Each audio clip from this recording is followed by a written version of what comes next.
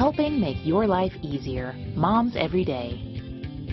They're itchy, red, and bothersome. We are talking about hives today. Dr. Petra Razdan is here with Allergy, Asthma, and Immunology Associates to talk about this skin condition, and nice to see you. Nice to see you. Yeah, so what are hives exactly? So hives are a red raised itchy lesion. Very common, they usually come and go. They can be acute or chronic. Acute, they're present less than 6 weeks.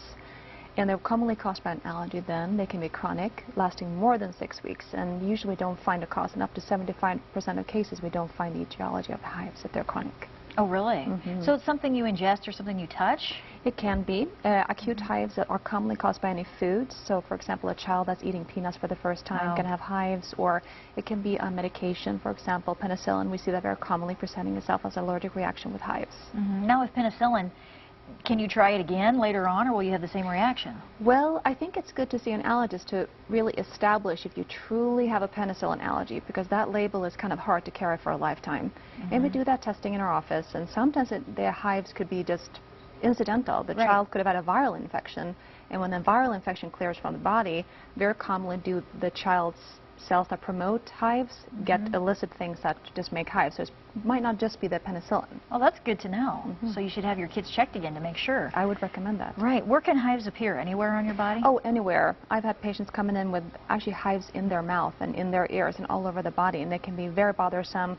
We try to treat them quickly. Usually, initially, we have to use some oral steroids like prednisone, but then long term, we can use antihistamines, and some subcutaneous medications are now available to us. Wow, so when it's on your mouth, I mean, do you have trouble breathing? Some people do. Then the importance of an EpiPen comes into play.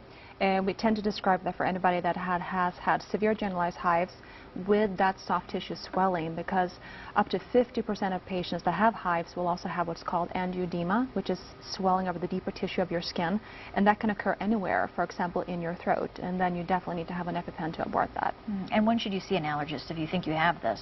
I think if you had acute hives and they've been repetitive, or if you've had chronic hives more than 6 weeks, just to do a proper workup and first of all get appropriate treatment, because hives are, they really impair your quality of life. And what are the treatment options again?